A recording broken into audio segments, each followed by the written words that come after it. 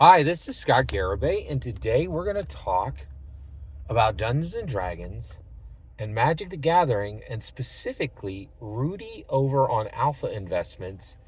And a recent statement he said there's no way to understand, no way to calculate, right?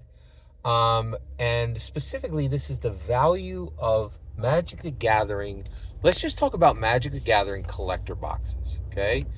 And so what's interesting is Rudy over in Alpha Investments, absolutely brilliant guy, and I think he's kind of the future of the internet. And I it's interesting. He is really fascinating.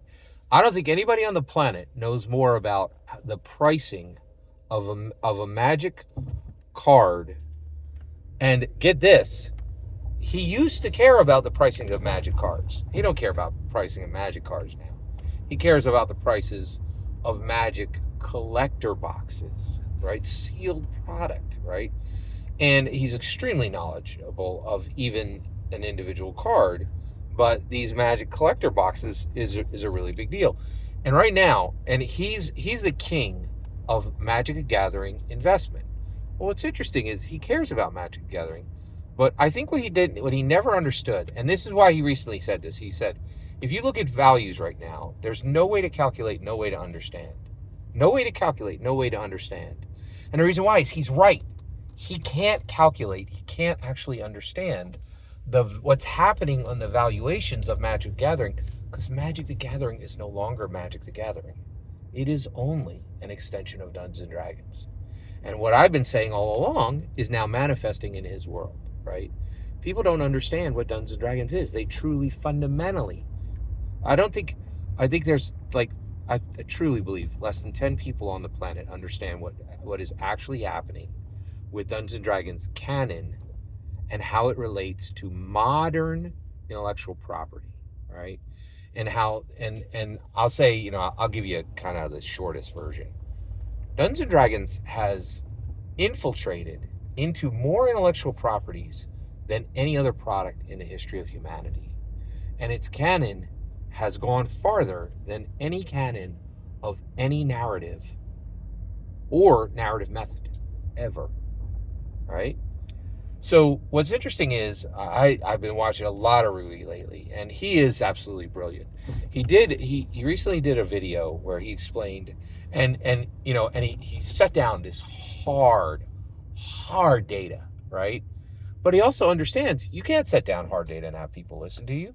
So he literally talked about a dinosaur and and the dinosaur eats it, and then it comes out the other end, and it's this price at here and it's this price at there, And the other thing is, and he's like, and none of this is facts. This is just Rudy emailing himself. And I'll tell you right now, that's you want to know who to listen to? The people who tell you this is my opinion, nothing more, nothing less.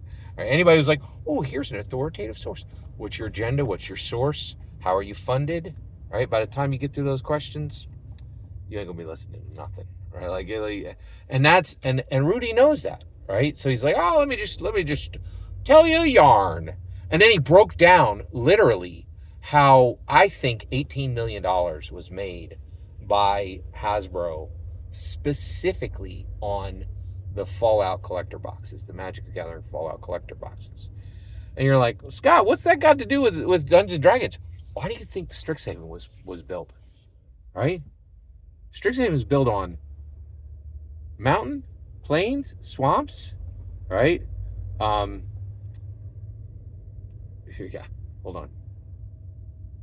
Mountain, plains, islands, swamps, and forests, right? And that entire book is a D&D canon book and says, hey, look over there. First MTG canon setting, now a D&D canon setting. And the only thing it does is connect worlds.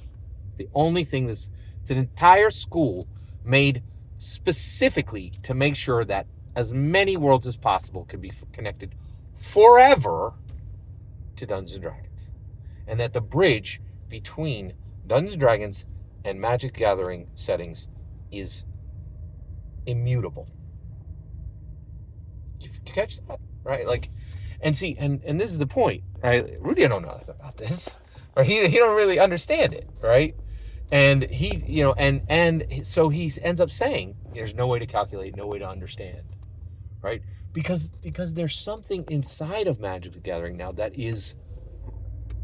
I have spent my entire life trying to understand exactly what Dungeons and Dragons is.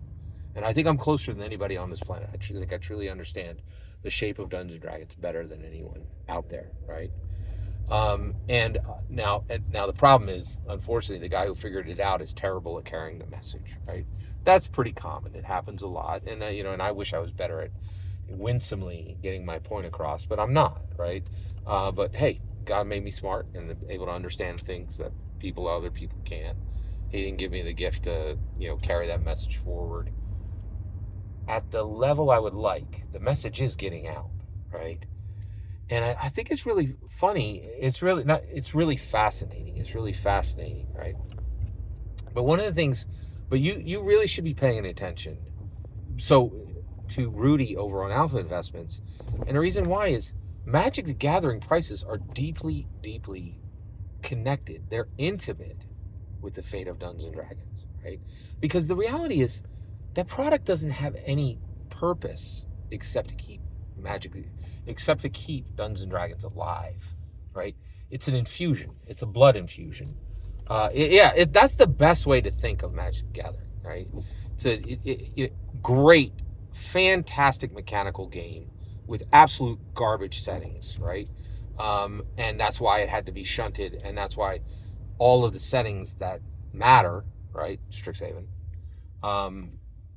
there had to be a bridge built across so that the Dungeons and Dragons settings would matter. Also Baldur's Gate and also and Faerun. So by the way, Adventures in Forgotten Realms is straight Magic the Gathering, right? So it's pretty astounding. It's really amazing what's happening. But what's really fascinating is Rudy just realized, and you should know this too. Here's what's happening on Magic the Gathering right now. Every legacy set, every old set is worth virtually nothing now. All the Power 9, the Moxes, you can scoop them up for dirt money, right? Nobody cares. Nobody cares. Nobody wants old Magic. New Magic is flying off the shelves. Unbelievable, right? Fallout is one of the most successful products they've ever had. Magic the Gathering Fallout. And that's not the Ixalan, which again is a D&D canon setting, right? James Wyatt brought it over, made a special pamphlet, just not a pamphlet, like an entire module to connect that world, make it D&D canon, right? So Ixalan through the roof, right? And increasingly, there's these incredibly powerful, valuable sets.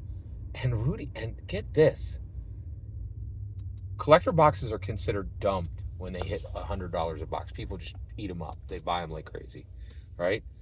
Right now, he's talking about how do we handle $500 boxes? Because what's happening on Magic the Gathering is so powerful, we could be looking at $500 boxes. So yeah, it's really incredible.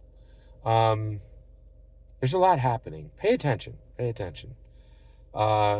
And thank you for letting me share my ideas with you.